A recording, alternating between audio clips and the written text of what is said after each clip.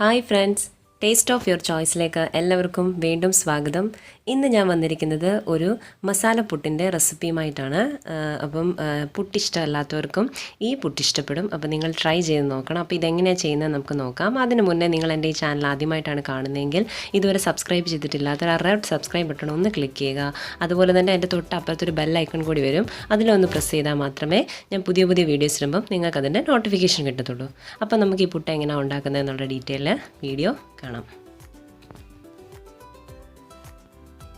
ഇതിലേക്ക് ഞാൻ എല്ലില്ലാത്ത chicken piece ഒരു 6-7 പീസ് എടുത്തിട്ടുണ്ട്. ഇതിലേക്ക് നമുക്ക് കുറച്ച് മുളക് പൊടിയും കുരുമുളക് പൊടിയും ഉപ്പും മഞ്ഞൾപ്പൊടിയും കൂടി ചേർത്ത് ഞാൻ വേവിച്ചെടുത്താണ്. ഇത് ജസ്റ്റ് മിക്സിയിലിട്ട് ഒന്ന് അടിച്ചെടുക്കണം. നമുക്കിനി ഒരു പാൻ വെച്ചിട്ടുണ്ട്. അതിലേക്ക് കുറച്ച് വെളിച്ചെണ്ണ ഒഴിച്ചു കൊടുക്കാം.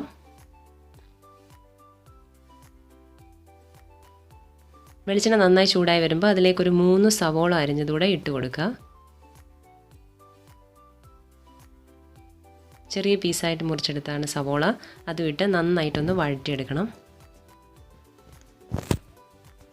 അതിലേക്ക് നമുക്ക് കുറച്ച് ഉപ്പ് കൂടി ഇട്ട് കൊടുക്കാം, സവോള നന്നായിട്ടൊന്ന് വഴണ്ടി വരാൻ വേണ്ടി.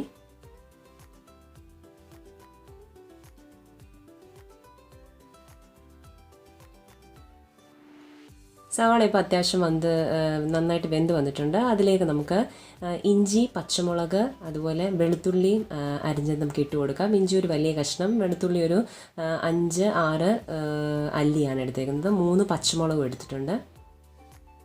ഇത് മൂന്നുകൂടെ നമുക്കിട്ട് വീണ്ടും ഒന്നുകൂടെ വഴറ്റിയെടുക്കണം.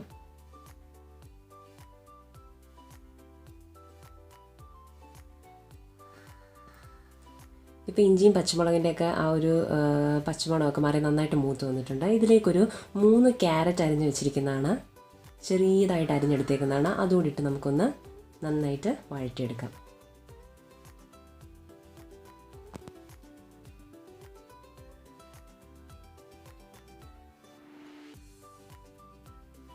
ഇപ്പോൾ ക്യാരറ്റും അത്യാവശ്യം വെന്ത് വന്നിട്ടുണ്ട്. അതിലേക്ക് നമുക്ക് ഒരു ക്യാപ്സിക്കം ചെറിയ പീസായിട്ട് മുറിച്ചെടുത്താണ്, അതും കൂടി ഇട്ട് കൊടുക്കാം. വീണ്ടും നന്നായിട്ട് ഇളക്കിയെടുക്കണം.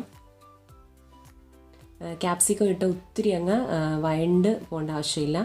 ജസ്റ്റ് ഒന്ന് ചൂടായി ഒന്ന് വെന്താൽ മാത്രം മതി. ഇപ്പോൾ അത്യാവശ്യം വെന്ത് വന്നിട്ടുണ്ട്. ഇതിലേക്ക് നമുക്കൊരു 1/4 ടീസ്പൂൺ മഞ്ഞൾപ്പൊടി ഇട്ട് കൊടുക്കണം.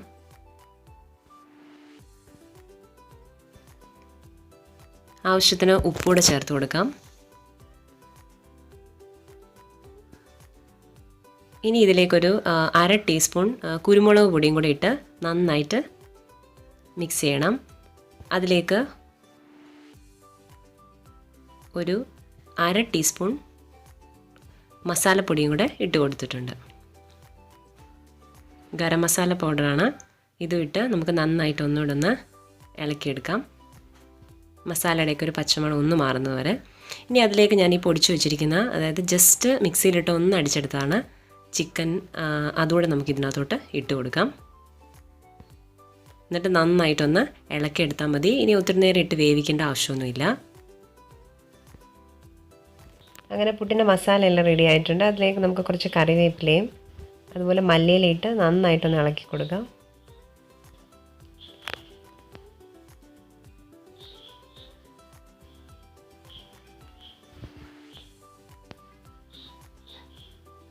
അങ്ങനെ മസാല എല്ലാം തയ്യാറായിട്ടുണ്ട്. ഇനി നമുക്ക് പുട്ട് പൊടി നനച്ചിട്ട് ബാക്കി എങ്ങനെയാണ് ചെയ്യുന്നതെന്ന് നോക്കാം.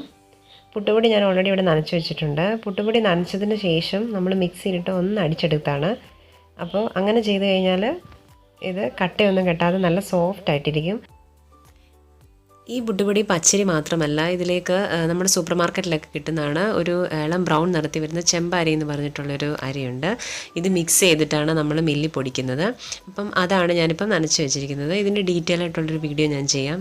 ഇങ്ങനെ പൊടിച്ചെടുക്കുന്ന പൊടി പുട്ടുണ്ടാക്കാനാണെങ്കിലും അതുപോലെ തന്നെ ഇടിയപ്പം ഉണ്ടാക്കാനാണെങ്കിലും ഭയങ്കര സോഫ്റ്റാണ്.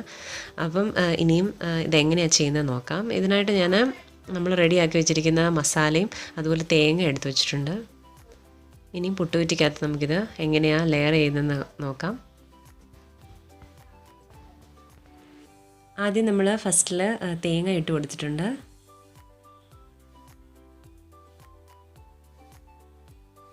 അതിന് മുകളിലായിട്ട് നമുക്ക് പുട്ടുപൊടി ഇട്ട് കൊടുക്കാം. അരിപ്പൊടി ഒരു 2-3-4 ടേബിൾ സ്പൂൺ നമുക്ക് ഇട്ട് കൊടുക്കാം. അത് നമ്മുടെ ഇഷ്ടമാണ്. കാരണം മസാലപ്പുട്ടൊക്കെ ആകുമ്പോൾ കൂടുതൽ മസാല വേണ്ടിയവർക്ക് അങ്ങനെ അതനുസരിച്ച് കുറച്ച് പുട്ടുപൊടി ഇട്ട് ലെയർ ചെയ്തെടുക്കാവുന്നതേ ഉള്ളൂ. ഞാനിപ്പോൾ എന്തായാലും ഒരു 2 ടേബിൾ സ്പൂൺ ഇട്ടിട്ടുണ്ട്. പിന്നെ നമുക്കൊരു 2 ടേബിൾ സ്പൂൺ മസാല ഇട്ട് കൊടുക്കാം.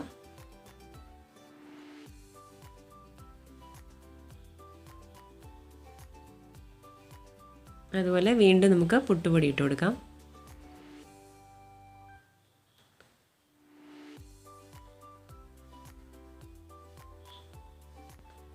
ഇനി നമുക്ക് മസാല ഇട്ട് കൊടുക്കാം.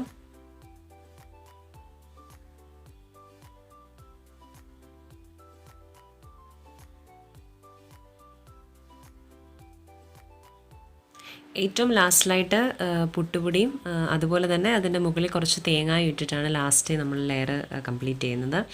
അപ്പം താഴോട്ട് എങ്ങനെയാണോ അതായത് കൂടുതൽ മസാല വേണ്ടിയവർക്ക് അങ്ങനെ, പുട്ടുപൊടി കൂടുതൽ വേണ്ടിയവർക്ക് അങ്ങനെ, ഏത് രീതി വേണമെങ്കിലും ചെയ്യാം. ഇനി നമുക്കിത് ആവി വെച്ച് പുഴുങ്ങിയെടുക്കാം. ഏറ്റവും മുകളിലായിട്ട് തേങ്ങ വെച്ചിട്ട് നമുക്ക് അടച്ചു വെക്കാം.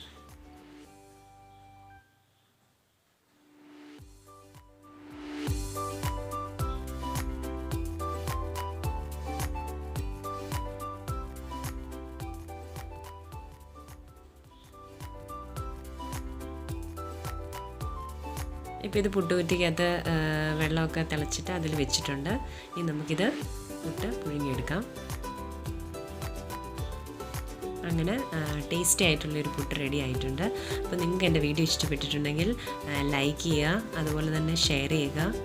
നിങ്ങളുടെ അഭിപ്രായങ്ങളും നിർദ്ദേശങ്ങളും കമൻറ്റ് ബോക്സിൽ ഇടണം. അപ്പം പുതിയൊരു വീഡിയോയുമായിട്ട് അടുത്ത എപ്പിസോഡിൽ കാണുന്നത് വരെ ബൈ.